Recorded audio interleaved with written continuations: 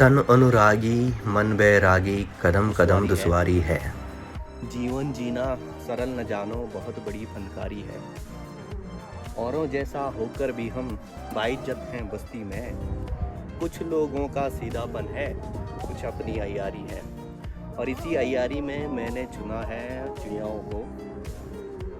और इन चिड़ियाओं को मैंने इसलिए चुना क्योंकि उनका जो करेक्टर है ना, तो they are very hard in nature. उनका करेक्टर तो बहुत कुछ है जो हम समझ नहीं पाते, लेकिन उनका जो ब्यूटी है उनकी आउटस्टैंडिंग है। उनको कोई मैच नहीं है उनकी ब्यूटी का। तो उसी ब्यूटी कोई डॉक्यूमेंट नामांकन चित्रांकन के लिए मैंने अपनी टेलीस्कोप का इस्तेमाल किया और उनकी फ़ोटोग्राफी की। फ़ोटोग्राफी के साथ साथ मैंने उनकी वीडियो भी बनाई। और ये वो जो वीडियो बनी उनमें बस एक ही क्लच है। क्लच ये है कि उनका ऑडियो में रिकॉर्ड नहीं कर पाया क्योंकि मेरे पास है डिस्टेंस टेलीस्कोप और इसमें माइक वाली फैसिलिटी नहीं है क्योंकि ये एक एस्ट्रो टेलीस्कोप है। लेकिन इसकी मदद से, क्योंकि तारे तो रात को दिखते हैं ना, दिन में क्या करेंगे टेलीस्कोप, तो मैंने दिन में भी इसका इस्तेमाल किया। और दिन में इससे मैंने जानवर भी देखे हैं और चिड़िया जो सबसे ज़्यादा हैं इस क्षेत्र में। और ये जो क्षेत्र है, ये क्षेत्र केदारनाथ वाइल्ड लाइफ सेंचुरी के काफ़ी करीब है। इस क्षेत्र के केदारनाथ वाइल्ड लाइफ सेंचुरी के करीब होने के कारण यहाँ पे जो हॉट स्पॉट है, ये बर्ड्स का हॉट स्पॉट है। तो मैंने इसमें हिमालयन वल्चर्स देखे हैं। मोनाल देखने गया था तुंगनाथ चोपता साइड, लेकिन उस दिन लक अच्छा नहीं था, बर्फ़ गिरने बैठ गई तो मुझे वापस आना पड़ा। क्योंकि ये ऐसे कन्वेंशनल टेलीस्कोप होती तो कोई दिक्कत नहीं थी। Since it is the smart telescope and I was aware of the temperatures on the set of snow events, मुझे इसका रिस्क नहीं उठाना था भाई। तो जो भी हो, मैंने डॉक्यूमेंट्री बनाई, तो प्लीज़ इसको देखिए, अप्रिशिएट कीजिए। वीडियोग्राफी मुझे आती नहीं है और ना ही मुझे वो सिनेमैटिक अच्छे से बनाने आते हैं, लेकिन फिर भी तो ये जो भी कमाल होगा वो क्या टेलीस्कोप के थ्रू ही होगा। मैं चाहता हूँ कि आप लोग मुझे कॉम्प्लीमेंट दें और क्रिटिसाइज़ भी करें कि यार तू ये क्या कर रहा है, क्यों कर रहा है। तो I want everything, good bad anything, मुझे भी चाहिए।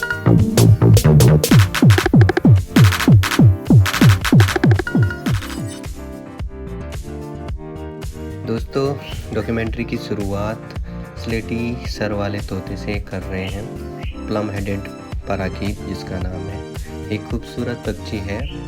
हिमालय में, भारत और दक्षिण एशिया में पाए जाने वाला पक्षी है।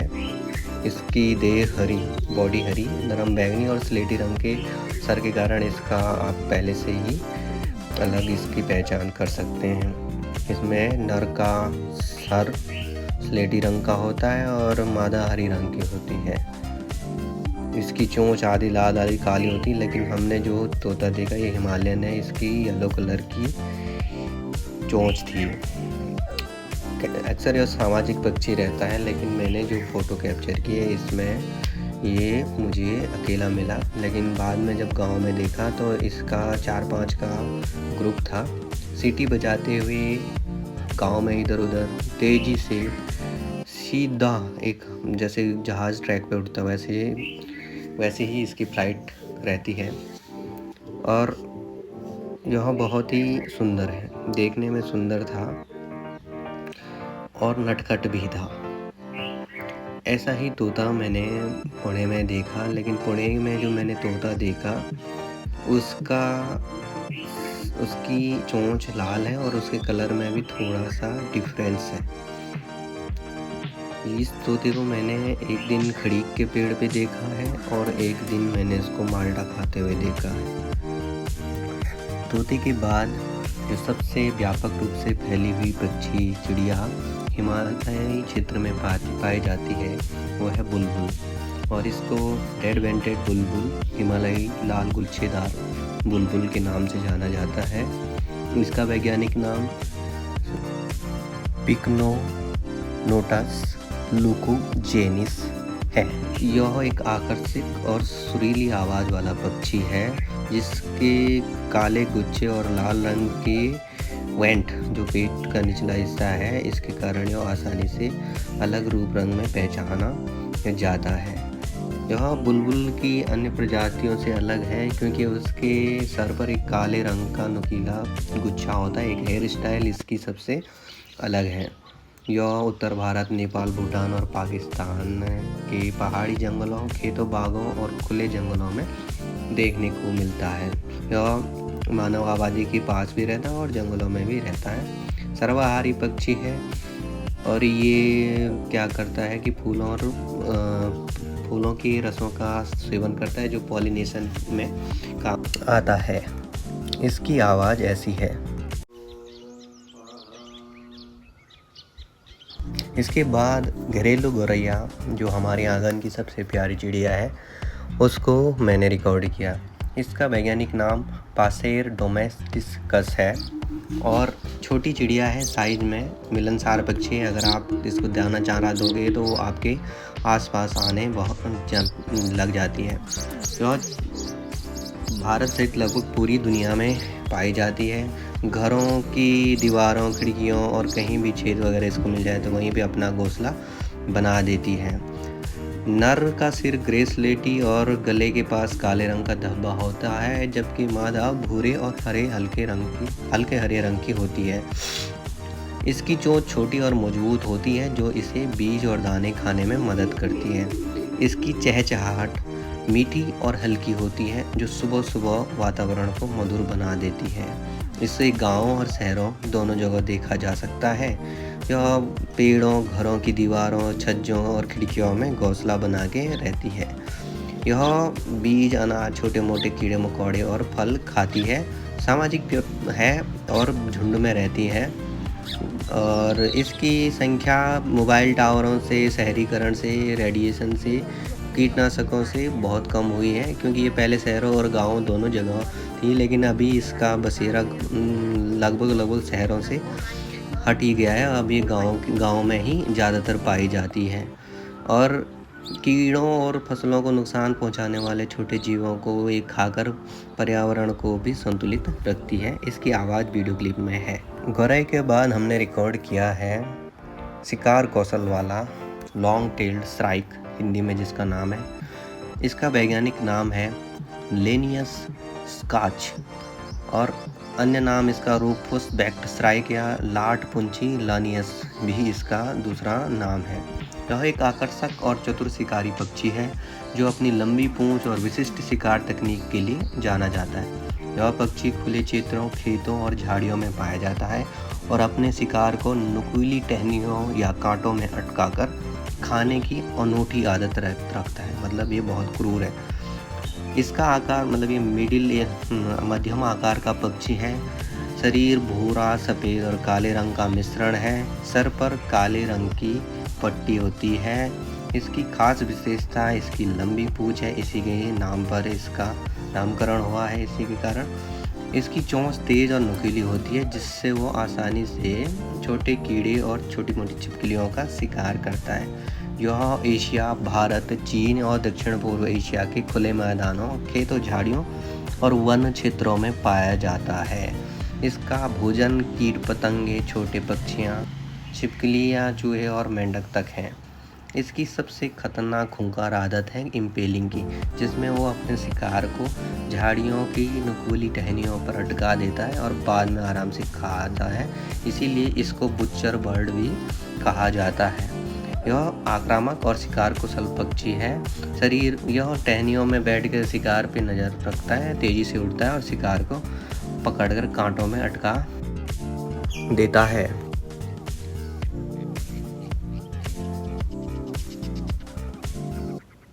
अगली चिड़िया जो मैंने रिकॉर्ड की उसका नाम है सिनेरियस टिट। यह एक सुंदर और चतुर पक्षी है। छोटी पक्षी है, चंचल और सक्रिय है। भारत, नेपाल, पाकिस्तान, दक्षिण एशिया में भी पाई जाती है। यह मुख्य रूप से खुले जंगलों, बगीचों, शहरी क्षेत्रों में रहती है। अपनी फुर्तीली हरकतों और मधुर आवाज़ के कारण यह बर्ड वॉचर में बहुत ही लोकप्रिय है। इसके शरीर का ऊपर भाग धूसर यानी सिनेरियस स्लेटी रंग का होता है, जबकि निचला हिस्सा हल्का सफ़ेद रंग का होता है। गर्दन और छाती के बीच में काले रंग की धारी होती है जिससे इसकी पहचान हो जाती है। इसकी टांगें काली और मजबूत हैं। यह भारत, पाकिस्तान, नेपाल, भूटान, बांग्लादेश और श्रीलंका के जंगलों, खेतों और शहरी इलाकों में भी देखी जाती है। यह समुद्र तल से 2000-3000 मीटर की ऊंचाई पर भी पाया जाता है। यह कीटभक्षी है, लेकिन यह बीज, फल, फूलों का रस और छोटे अनाज भी खाती है। जनरली ये पेड़ की शाखाओं के नीचे कीड़ों को खोजकर खाती है। यह मधुमक्खियाँ और तितलियाँ पकड़ के भी खा सकती है। यह तेज, फुर्तीला और चतुर है। 1-2 के जोड़े में रहता है। सिंसिरेटिट की आवाज़ तेज चींची टाइप करने की है। यह इंसानों के आसपास ही रहना पसंद करती है। पेड़ों की खोखली जगह, दीवारों की दरारों में, लकड़ी के बने बक्सों में यह अपना घोंसला बना देती है। इसकी आवाज़ कुछ ऐसी है।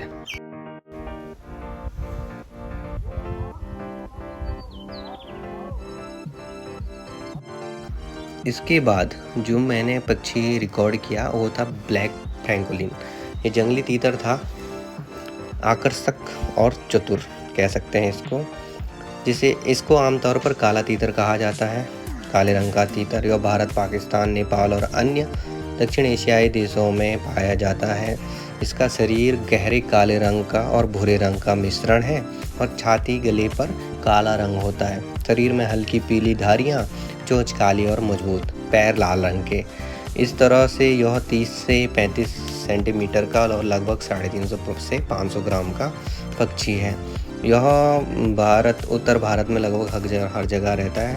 राजस्थान, उत्तराखंड, पंजाब और गंगा के मैदानी इलाकों में आसानी से सुबह शाम काफ़ी एक्टिव रहता है। ये आवाज़ करता रहता है और समुद्र तल से 2500 मीटर तक की ऊंचाई इसकी मैक्स है।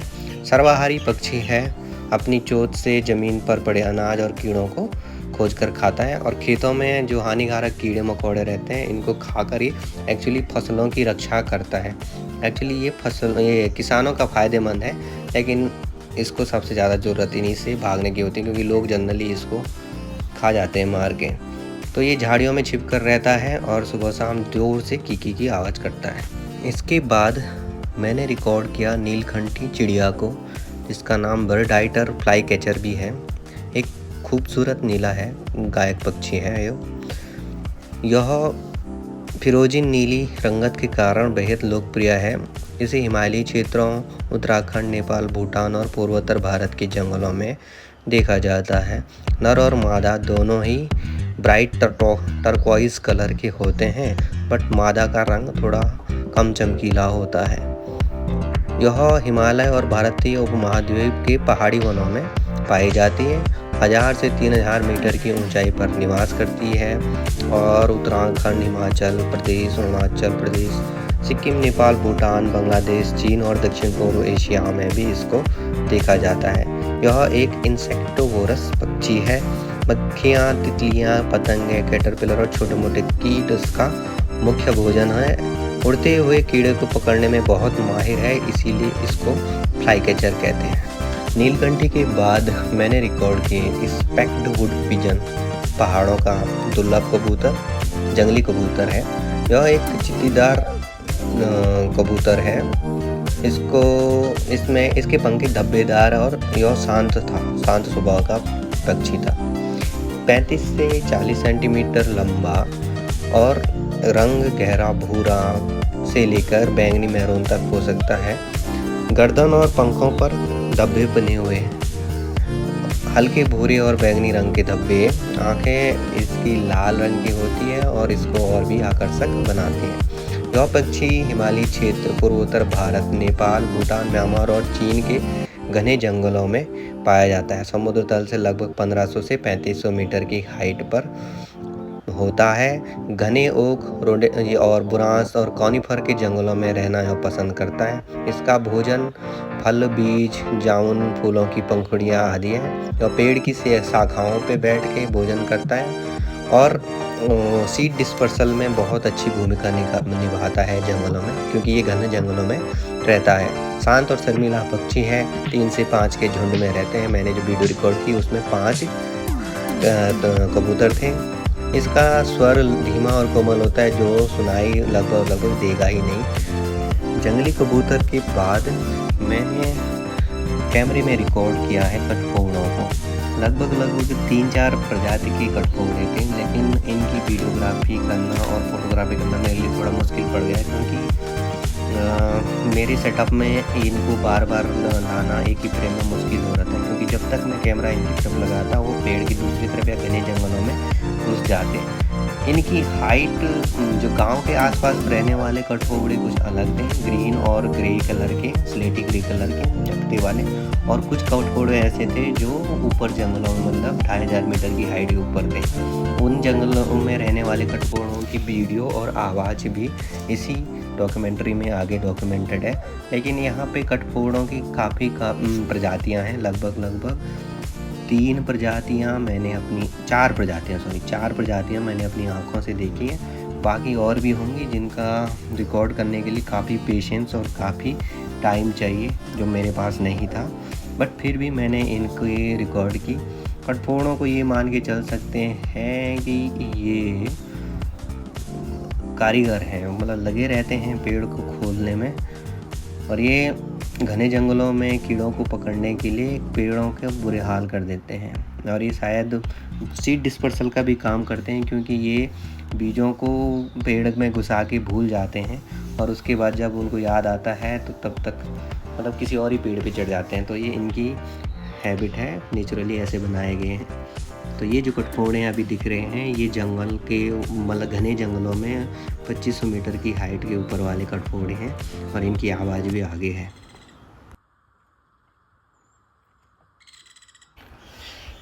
कठफोड़ों के बाद हमें मिला बारबिट, नीले गले वाला बारबिट। काफ़ी बड़ी चिड़िया है और काफ़ी आवाज़ निकालते रहते हैं। हमारे यहाँ इसको म्यूली भी कहा जाता है।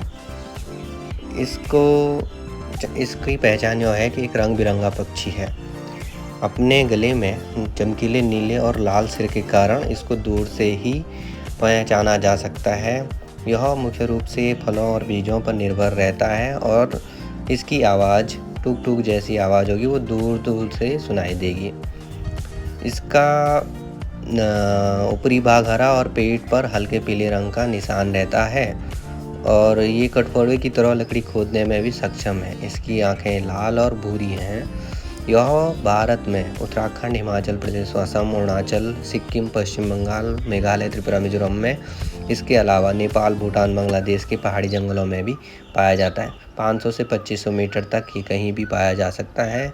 यह आम, जामुन, अंजीर, अमरूद और फलदार पेड़ों पर बैठना ज़्यादा पसंद करता है। यह कभी कभी कीड़े मकोड़े और छोटे अंडे भी खा लेता है। पॉलिनेशन कराने में यह महत्वपूर्ण भूमिका निभाता है, और पेड़ों के बीच में उड़ता रहता है, एक पेड़ से दूसरे पेड़ में चाहता रहता है। यह पक्षी तेज आवाज़ और रंग बिरंगा शरीर इसको जंगल में इसको सबसे अलग बनाता है। हालांकि यह कम संकट श्रेणी में आता है, लेकिन जिस हिसाब से पेड़ पौधे कट रहे हैं उस हिसाब से वनों और वन्य जीवों को सुरक्षित रखना ज़रूरी है।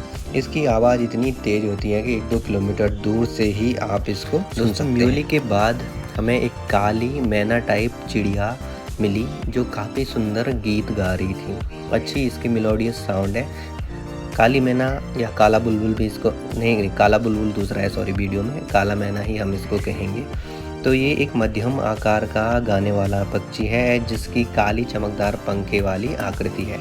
एक्चुअली यह पेड़ों के बीच में मुझे देखा, तो मैं इसके अच्छे से फिल्मांकन नहीं कर पाया, लेकिन फिर भी इसकी ऑडियो क्लिप और इसकी हल्की सी वीडियो मैं बनाने में कामयाब हो गया। अभी इसका पक्षी थोड़ा गोलाकार टाइप का है, तो उड़ते हुए मैं इसको नहीं देख पाया। यह भारत में हिमालयी क्षेत्रों और उत्तर भारत के कुछ हिस्सों में पाया जाता है। सर्वाहारी पक्षी है, लेकिन अनाज भी खाता है। बारिश के बाद मिट्टी से कीड़े निकलेंगे तो उनको खाने में लग जाता है। यह अकेले या जोड़े में भी हो सकता है। सतर्क और क्षेत्रीय पक्षी है। वीडियो के बैकग्राउंड में आप इसकी आवाज़ सुन सकते हैं। पॉलिनेशन तो सारे ही पक्षी करते हैं, लेकिन यह कीट नियंत्रण और खेती बागवानी में भी काम आता है। इसकी गाने की शैली इतनी अनोखी है कि ये हर पक्षी थोड़ा अलग गाना गा सकता है। यूरोप में तो इसको शुभ संकेत तक माना जाता है, लेकिन अपने इंडिया में इसका ज़्यादा विवरण मुझे मिला नहीं। 3 महीना के बाद मुझे एक संकटग्रस्त पक्षी को फिल्मांकन करने का मौका मिला। वो बहुत ही दूर था, लेकिन दूर से क्योंकि वो बहुत बड़ा था तो उसको हम हल्का-हल्का देख पाए पहाड़ पर बैठे हुए। ये है हिमालयन वल्चर और इसको संकटग्रस्त होने का इसका मुख्य कारण है कि एक दवा है डाइक्लोफेनाक करके, और इसका शिकार भी काफ़ी किया गया है पंखों वगैरह के लिए। तो ये डाइक्लोफेनाक नाम की दवाई पशुओं को खिलाई जाती है, पालतू पशुओं को, और जिसकी मीट ये खा के, क्योंकि ये नेचुरल स्कैवेंजर है, तो इसकी मीट खा के ये पक्षियों की संख्या में भी कमी आई है। हिमालयन गिद्ध दुनिया के सबसे बड़े उड़ने वाले पक्षियों में से एक हैं। ये 5 से 6 घंटे तक बिना रुके उड़ सकते हैं और 8000 मीटर की हाइट तक उड़ सकते हैं, माउंट एवरेस्ट के बराबर। इनका पाचन तंत्र इतना शक्तिशाली होता है कि यह संक्रमित और जहरीला मांस भी पचा लेते हैं। ये अकेले भोजन की तलाश कर सकता है, लेकिन जब शव मिलता है तो काफ़ी गिद्ध एक साथ मिल जाते हैं। यह एक शक्तिशाली, शांत और महत्वपूर्ण पक्षी है जो हिमालयन पारिस्थितिक तंत्र में सफाई कर्मी की भूमिका निभाता है। हालांकि इसकी संख्या घट रही है, लेकिन संरक्षण प्रयासों से इसको बचाने की कोशिश की जा रही है। मैंने भी इनको अपने गांव में काफ़ी समय बाद देखा है। बीच में ये पहाड़ों से गायब हो गए थे। काफ़ी समय बाद इनको गांव के पहाड़ों में देख के थोड़ा अच्छा लगा, अनुभूति हुई कि चलो भाई ये मरे नहीं हैं, अभी भी जिंदा है। और क्योंकि पारिस्थितिक योगदान इनका बहुत ज़्यादा है, जिस हिसाब से एक सफाई कर्मी का काम करते हैं, जंगलों में पड़े शवों को साफ करते हैं। शांत स्वभाव के पक्षी हैं लेकिन शक्तिशाली हैं। वे लड़ते तभी हैं जब इनको कोई शव मिलता है और उसको खाने के लिए, अदरवाइज ये लड़ते नहीं हैं। ये अगर ग्रुप में हों तो एक साथ में ये कई किलो मांस खा जाते हैं। इनको उड़ते हुए देखें, जब पंखों का प्रसार देखें, इतना बड़ा है कि सामने अगर आप देखेंगे तो आपको अपना शरीर छोटा महसूस होगा और ये बड़े लगेंगे। इस वीडियो में ये गिद्ध लगभग 2 किलोमीटर दूर हैं। गिद्ध के बाद मैंने एक शिकारी पक्षी जिसको बाज या केस्ट्रल कहते हैं उसको रिकॉर्ड किया। और रिकॉर्ड मैंने इसको मैंने स्थिर पाया पेड़ की शाखा में बैठे हुए। यह एक छोटा, तेज और फुर्तीला बाज है जो अपनी हवा में स्थिर रहने की अद्भुत क्षमता के लिए जाना जाता है। मुख्य रूप से खुले मैदानों, खेतों, पहाड़ी क्षेत्रों और घास के मैदानों में पाया जाता है। अपनी तेज उड़ान, पैनी नज़र और घातक शिकार करने की क्षमता के कारण इसे हवा का शिकारी कहा जाता है। 30 से 35 सेंटीमीटर लंबा होता है। पंखा फैलाने के बाद थोड़ा और ज़्यादा लंबा हो जाता है। ठीक है, यह यूरोप, एशिया, अफ्रीका सहित पूरे विश्व में पाया जाता है। भारत में इसको सारे क्षेत्रों में इवनली देखा जा सकता है। खुले खेतों, घास के मैदानों में, पहाड़ी इलाकों में और जंगलों के किनारे ये अपना शिकार करता रहता है। इसका भोजन मुख्य रूप से चूहे, छोटे पक्षियाँ, छिपकलियाँ, कीड़े मकोड़े और छोटे छोटे सांप हैं। इसकी विशेषता यह है कि यह उड़ते समय एक ही जगह हवा में स्थिर रह सकता है और नीचे ज़मीन पर अपने शिकार पर नज़र बनाए रखता है। इसके बाद मैंने गुलाबी फिंच, लिटिल रोज फिंच देखा, जो एक कॉमन रोज फिल्ड या स्कारलेट रोज फिंच भी इसको कह सकते हैं। यह एक खूबसूरत, छोटा और आकर्षक पक्षी है जो हिमालयी क्षेत्रों में पाया जाता है। इसका नर गहरा गुलाबी या लाल रंग का होते हैं, जबकि मादा हल्के भूरे की रंग की होती है। यह झाड़ियों, पर्वतीय जंगलों और नदियों के किनारे आसानी से देखा जाता है। यह पक्षी यूरोप और एशिया के कई हिस्सों में पाया जाता है, लेकिन यह हिमालय में भी बहुत ज़्यादा मात्रा में पाया जाता है। गर्मियों में यह 2000 से 4000 मीटर की ऊंचाइयों में रहता है, जबकि सर्दियों में निचले इलाकों में आ जाता है। इसका भोजन बीज, छोटे कीड़े मकोड़े, फूलों की कोमल पत्तियाँ आदि है। यह छोटे कीड़ और मक्खियों को भी खाता है। इसकी आवाज़ मधुर और संगीतमय है। आमतौर पर छोटे झुंडों में रहता है। बहुत सतर्क पक्षी है, जैसे ही खतरा महसूस हो छिप जाता है। मादा को आकर्षित करने के लिए नर गीत गाता है। यह पक्षी बीज फैलाने में मदद भी करता है। लिटिल रोज फिंच के बाद मैंने देखा कॉमन रोज फिंच, जो एक रंगीन, सुंदर और मनमोहक पक्षी है जो हिमालय के जंगलों और झाड़ियों में पाया जाता है। इसकी गुलाबी लाल रंगत, मधुर आवाज़ और फुर्तीला व्यवहार इसे पक्षी प्रेमियों के लिए बेहद खास बनाता है।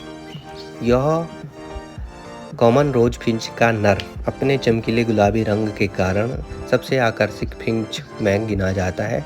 यह प्रवासी पक्षी है जो गर्मियों में ऊंचाई वाले क्षेत्रों में और सर्दियों में निचले इलाकों में प्रवास करता है। नर रोज फिंच अपने गाने से मादा को आकर्षित करता है और इसका गीत बहुत ही सुरीला होता है। इसके बीज खाने की आदत से पौधों का प्राकृतिक प्रसार होता है, जिससे जंगलों और घास के मैदानों का संतुलन बना रहता है।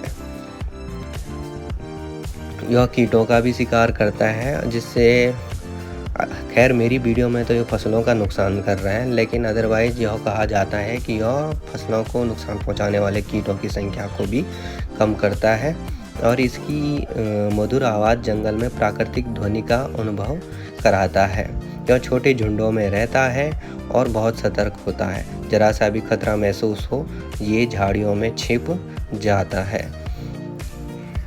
कॉमन फिंच के बाद मैंने रिकॉर्ड किया है विनी को, जिसका नाम है स्ट्रीट लॉपिंग थ्रश। एक चंचल और मधुर आवाज़ वाला पक्षी है जो घरों के आसपास घूमता रहता है।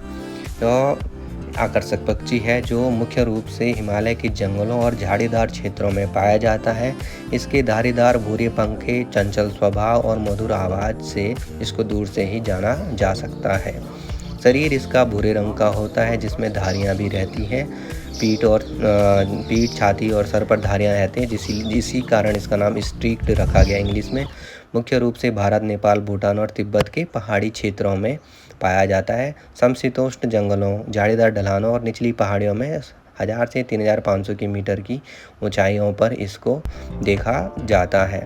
बहुत चंचल और मिलनसार होता है। जोड़े और छोटे समूहों में भी पाया जाता है। आवाज़ इसकी अभी इसी वीडियो के लास्ट में मैं इसकी आवाज़ भी आपको सुनाता हूँ।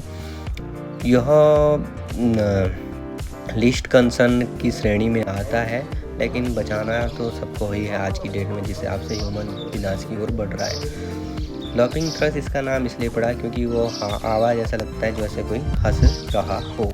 विनी या मोडी संकरी के बाद हमने रिकॉर्ड किया है हिमालयी फाख्ता डव को, जिसका नाम है ओरिएंटल टर्टल डव, एक सुंदर पहाड़ी कपोती। यह मध्यम आकार का सुंदर और शर्मीला पक्षी है जो एशिया के कई हिस्सों में पाया जाता है। इसकी पहचान गुलाबी भूरी छाती, स्लेटी पंखे और गले पर काली सफ़ेद धारियों वाले पैच से होती है। यह भारत, नेपाल, चीन, जापान, कोरिया, रूस, मंगोलिया और दक्षिण पूर्व एशिया में पाया जाता है। हल्के जंगलों में, झाड़ीदार इलाकों में, पहाड़ी ढलानों में इसकी आवाजाही देखी जाती है। यह समुद्र तल से 500 से 3000 मीटर की ऊंचाई तक देखा जा सकता है। इसके गले की काली सफ़ेद धारियाँ इसको अन्य कबूतरों से, अन्य डव्स से भी अलग पहचान देती है।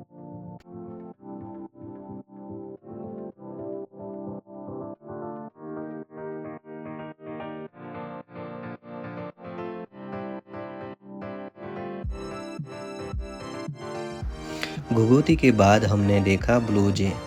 ब्लू जे एक आकर्षक और बुद्धिमान पक्षी है जो अपनी नीली, सफ़ेद और काले पंखों वाली चमकदार उपस्थिति के लिए जाना जाता है। इसका नीला सिर, पीठ और पंख जिसमें काले और सफ़ेद निशान होते हैं। चोंच और पैर काले रंग के होते हैं। यह बहुत ही बुद्धिमान पक्षी होता है, आसानी से नई चीज़ें सीखने में सक्षम रहता है। झुंड में रहना पसंद करता है और कभी कभी अकेले भी रह सकता है। यह पेड़ों के बीज फैलाने में मदद करता है और शिकारियों के पास होने पर एक खतरे का संकेत भी देता है। यह बाज की आवाज़ निकालकर दूसरे पक्षियों को भी भ्रमित कर सकता है। यह बहुत चतुर होता है, भोजन को ज़मीन में छुपा के रखने में भी सक्षम रहता है। ब्लू जे के बाद हमने रिकॉर्ड किया रूफस ट्री पाई को। यह एक चतुर पक्षी है और यह भी ब्लू जे टाइप आवाज़ निकालने में सक्षम है। यह भारत, नेपाल, पाकिस्तान, बांग्लादेश, श्रीलंका और दक्षिण एशियाई के जंगलों में पाया जाता है। यह वनों, खेतों के बीच में, मानव बस्तियों और पहाड़ी क्षेत्रों में पाया जाता है। सर्वाहारी पक्षी है। कभी कभी इंसानों द्वारा दिया गया खाना देने में भी संकोच नहीं करता है। काफ़ी कर्कश आवाज़ निकालता है। जंगलों में बीज फैलाने में मदद करता है। पेड़ उगाने के लिए यह भी पेड़ उगाने का काम करता है। यह दूसरे पक्षियों की आवाज़ की नकल भी कर सकता है और उनके अंडे और चूजे खाकर उनको नुकसान भी पहुंचा सकता है। यह भारत में लोस्ट फूड फाइंडर के नाम से जाना जाता है। कौवा परिवार का सदस्य है और इंसानों के आसपास रहने का आदी हो गया है। यह सुंदर, चालाक और सामाजिक पक्षी है जो अपनी भूरी नारंगी रंगत और लंबी पूंछ और नकल करने की अद्भुत क्षमता के लिए जाना जाता है। यह कीट नियंत्रक और बीज फैलाने में अहम भूमिका निभाता है। इसकी आवाज़ इस प्रकार की है।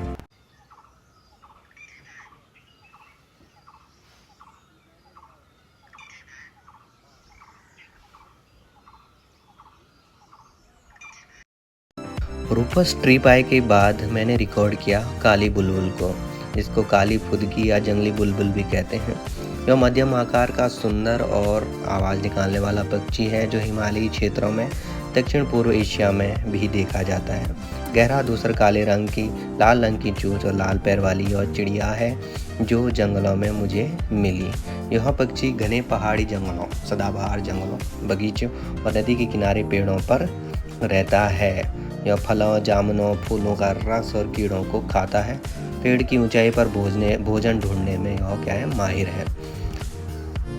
ब्लैक बुलबुल का रंग हमेशा पूरी तरह काला नहीं होता, लेकिन कुछ जगहों पे यह स्लेटी भी हो सकता है। वह झुंड में रहती है और काफ़ी शोरगुल करते रहते हैं। ये तेज़ी से उड़ सकते हैं, कभी कभी दूसरे पक्षियों की आवाज़ की भी नकल करते हैं। 5 से 10 के झुंड में रहते हैं। यह एक सुंदर, शोरगुल करने वाला और फुर्तीला पक्षी है जो अपनी लाल चोंच और काले पंखों की वजह से आसानी से पहचाना जा सकता है। यह कीट नियंत्रक और बीज भोजन फैलाने में मदद करता है, इसीलिए यह पारिस्थितिकी तंत्र को संतुलित रखने में योगदान देता है। काली बुलबुल के बाद मैंने रिकॉर्ड किया सिनेरस टिट नाम की छोटी सी चिड़िया को जो मुझे गौरैया टाइप लगी। यह छोटा, फुर्तीला और बुद्धिमान पक्षी है जो तेज़ी से उड़ने, पेड़ों पर फुदकने और अलग अलग तरह की आवाज़ें निकालने के लिए जाना जाता है। भारत, नेपाल, पाकिस्तान, बांग्लादेश, भूटान, म्यांमार, चीन और दक्षिण पूर्व एशिया में यह पक्षी पाया जाता है। 2500 मीटर की हाइट तक के पहाड़ी इलाकों में इसको देखा जा सकता है। खाता क्या है? कीड़े मकोड़े, मछलियाँ, छोटे फल, बीज और फूलों का रस। यह फुर्तीला है और लगातार पेड़ों की शाखाओं में इधर उधर टहलता रहता है। टिट के बाद मैंने कोतवाल पक्षी की वीडियोग्राफी और फोटोग्राफी की। इसको ब्लैक ड्रोंगो कहते हैं। एक निडर शिकारी के नाम से भी यह जाना जाता है। यह छोटा लेकिन आक्रामक और निडर शिकारी पक्षी है जो अपनी क्षेत्र की कड़ी रक्षा करता है। काले रंग का लंबी 2 पूंछ वाला एक आकर्षक पक्षी होता है जिसे अक्सर बिजली के तारों, पेड़ों की टहनियों पर बैठे हुए देखा जाता है। यह किसानों का मित्र माना जाता है क्योंकि यह हानिकारक कीड़ों और टिड्डियों को खाकर फसलों की रक्षा भी करता है। यह भारत, पाकिस्तान, नेपाल, बांग्लादेश, श्रीलंका, म्यांमार और दक्षिण एशिया के अन्य देशों में भी पाया जाता है। मुख्य रूप से कीट पक्षी है जो उड़ते हुए कीड़े, टिड्डी, तितलियां, मक्खियां आदि, दीमक आदि खाता है। यह बहुत आक्रामक और निडर होता है। यह बड़े पक्षियों के साथ भी उलझ जाता है। अक्सर बाज, कौवा, चील जैसे बड़े पक्षियों को भगाने के लिए भी जाना जाता है।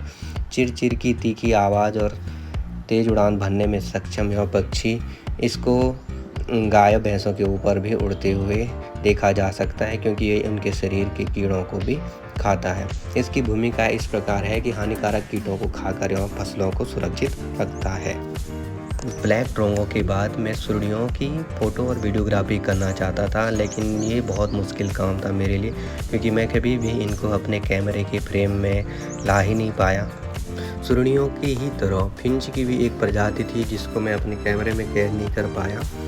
ये जोड़ा बहुत ही आकर्षक था क्योंकि इसके साथ ये ऑरेंज रेड कलर की चिड़िया और इसके साथ एक ग्रे ब्राउन कलर का इसका जोड़ा था। इसकी वीडियो बनाने की मैंने बहुत कोशिश की लेकिन मुझे मिला नहीं। नेक्स्ट टाइम जब मैं जंगलों में जाऊंगा तो पक्का इसी चिड़िया के पीछे पढ़ने का अपना पूरा इरादा रखूँगा, क्योंकि ये दिखने में बहुत सुंदर और आकर्षक चिड़िया थी। साइज़ में ये ब्लैक मैना या बुलबुल के बराबर होगी, लेकिन ये मैंने गांव में पहले बहुत कम देखी है और मेरे को लग रहा है कि ये हमारे क्षेत्र में कम ही पाई जाती है। इसके बाद 7 भाइयों वाली चिड़िया का हमने वीडियो रिकॉर्डिंग की है। इसको 7 भाई इसलिए बोलते हैं क्योंकि ये 7 से 10 के झुंड में रहती है और इसका नाम है जंगल बार्बलर। इसका वैज्ञानिक नाम है आर्गिया स्ट्रिएटा और यह जंगलों में, खेतों में 7 से 10 के झुंड में वनस्पति, कीड़े मकोड़े खाती रहती है। अन्य पक्षियों और जीवों के सामाजिक अध्ययन के लिए इसके झुंड में रहने का व्यवहार अध्ययन के अंतर्गत है। वह एक चतुर पक्षी होता है, शिकारी पक्षियों के बचने के लिए जमकर शोर मचाता है, झाड़ियों और ज़मीन के बीच में रहता है। इसकी आवाज़ बहुत तेज़ होती है, मैंने रिकॉर्ड नहीं की है। वह इंसान के आसपास रहना पसंद करता है और खेतों बगीचों में भी आसानी से दिख जाता है। यह एक मिलनसार, सामाजिक और शोरगुल करने वाला पक्षी है जो फसलों के लिए फायदेमंद रहता है। पर्यावरण संतुलन बनाए रखने में अहम भूमिका निभाता है। इसके झुंड में रहने की आदत और तेज आवाज़ इसे पक्षी प्रेमियों के लिए खास बनाती है। इस वीडियो में इतना ही। आप मुझे बताइए कि आपके क्षेत्र में इन पक्षियों का नाम क्या है। हमारी चारों ओर बिखरी हुई प्रकृति की खूबसूरती का एक अहम हिस्सा ये पक्षी हैं। ये न सिर्फ हमारे पर्यावरण को संतुलित रखते हैं, बल्कि हमारी संस्कृति, परंपराओं और दैनिक जीवन में भी इनकी महत्वपूर्ण भूमिका है। इस ब्लॉग के जरिए हमने हिमालय की खूबसूरत वादियों में रहने वाली कई पक्षी प्रजातियों को करीब से देखा है। उनके रहन सहन, भोजन, व्यवहार और उनकी अनोखी विशेषताओं को भी जानने का हमें मौका मिला है। अभी तेज़ी से हो रहे शहरीकरण ने, वनों की कटाई ने और जलवायु परिवर्तन ने इन में से किसी पक्षियों, जैसे कि हिमालयन वल्चर है, की जात को ही खतरे में डाल दिया है। इसलिए हम सबकी सामूहिक जिम्मेदारी बनती है कि हम इन पक्षियों के संरक्षण की दिशा में कदम उठाएं। हालांकि हमारा क्षेत्र वनों से घिरा हुआ है तो वहाँ ज़्यादा प्रॉब्लम नहीं है, लेकिन शहरों में चिड़ियाएँ बिल्कुल ही कम हैं। हमें पेड़ लगाने और पर्यावरण को बचाने के लिए भी प्रयास करना चाहिए।